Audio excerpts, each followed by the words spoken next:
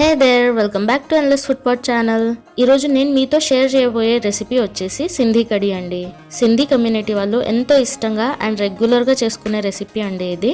So recipe ఎలా చేయాలో చూద్దాం రండి. ముందుగా ఒక ప్యాన్లో 2 టేబుల్ స్పూన్స్ ఆయిల్ హీట్ చేయాలండి.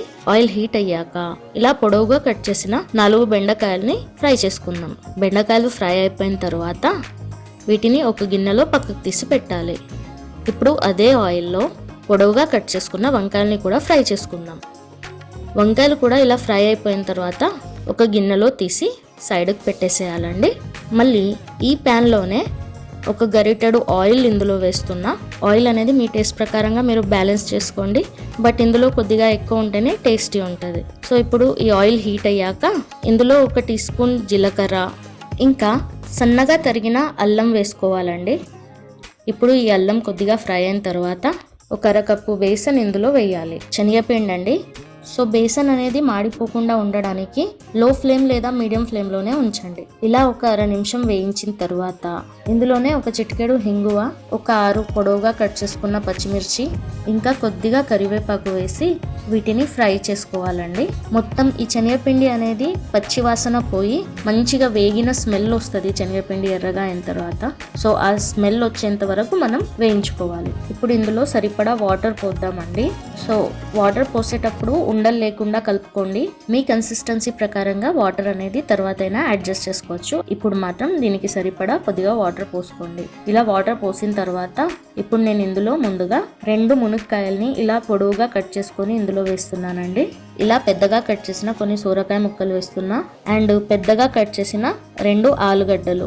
మీరు కావాలంటే ఇక్కడ ఏ వెజిటేబుల్ అయినా యాడ్ చేయొచ్చండి. బీన్స్, క్యారెట్, కాలీఫ్లవర్ ఏదైనా యాడ్ చేయొచ్చు. వెజిటేబుల్స్ అనేది మొత్తం మీ ఇష్టం. ఇప్పుడు ఇందులోనే 1/2 టీ స్పూన్ పసుపు, 1 టీ స్పూన్ కారం, ఇంకా 1.5 టీ స్పూన్ సాల్ట్ వేస్తున్నా. సాల్ట్ అనేది మీ టేస్ట్ ప్రకారంగా అడ్జస్ట్ చేయండి. ఇవన్నీ వేసిన తర్వాత ఒక్కసారి కలుపుకొని మీరు వాటర్ అనేది అడ్జస్ట్ చేసుకోండి. వాటర్ నాకు ఇంకొంచెం పడుతుంది అనిపిస్తుంది ఇక్కడ, అందుకే నేను ఇంకొంచెం వాటర్ యాడ్ చేస్తున్నా.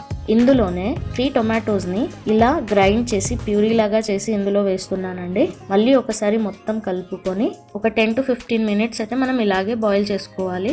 మన వెజిటేబుల్స్ మొత్తం ఉడికేంత వరకు దీన్ని కుక్ చేసుకోవాలి. చూసారు కదా, ఇప్పుడు మన కడి అనేది చాలా థిక్ అయిపోయింది అండ్ వెజిటేబుల్స్ కూడా మాక్సిమం ఉడికిపోయాయి. సో ఇప్పుడు ఇక్కడ నేను మనం ఫ్రై చేసి పెట్టుకున్నాం కదా బెండకాయలు అండ్ వంకాయలు, ఇక్కడ నేను యాడ్ చేస్తున్నానండి. ఇందులో కొద్దిగా చింతపండు నీళ్ళని ఇందులో యాడ్ చేస్తున్నా అండి. చింతపండుని నానబెట్టి ఎండేసిన తర్వాత ఆ వాటర్ని ఇందులో యాడ్ చేస్తున్నా. మీకు కొంచెం తీయగా పుల్లగా కావాలంటే కొద్దిగా బెల్లం కూడా యాడ్ చేసుకోవచ్చు, లేదంటే మంచిగా స్కిప్ చేసేయండి. నేనైతే ఇక్కడ వాడట్లేదు. చూసారు కదా, థిక్నెస్ కూడా మంచిగా థిక్ అయింది. మన వెజిటేబుల్స్ కూడా మాక్సిమం ఉడికిపోయాయి. సో ఇప్పుడు వేసిన చింతపండు వాటర్ అయినా అండ్ ఇప్పుడు వేసిన వెజిటేబుల్స్ అయినా కానీ ఆ కడిలో మగ్గాలి కదా. సో అందుకనేసి మనం ఇంకో 5 మినిట్స్ దీన్ని మళ్ళీ ఇలాగే కుక్ చేసుకుందాం. చూడండి, ఇప్పుడు 5 మినిట్స్ అయిపోయింది అండ్ మన కడి కూడా దగ్గరకు వచ్చేసింది. మంచిగా థిక్ అయిపోయింది అండ్ వెజిటేబుల్స్ కూడా బాగా కుక్ అయిపోయాయి. అండ్ ఇప్పుడు మనం దీనికి కొద్దిగా పోపు వేద్దాం. సో పోపు గురించి అనేసి ఒక చిన్న ఫ్రైయింగ్ ప్యాన్ లో ఒక 3 టేబుల్ స్పూన్స్ ఆయిల్ వేసి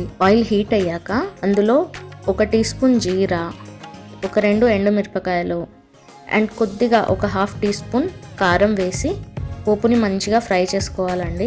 సో ఇప్పుడు మంచిగా వేయించిన పోపుని మన కడిలోకి యాడ్ చేసుకోవాలి. అంతేనండి, చాలా ఈజీ అండ్ చాలా టేస్టీగా ఉండే సింధీ కడి రెడీ అయిపోయింది. మీరు ఖచ్చితంగా ఒక్కసారైనా ట్రై చేయాలండి.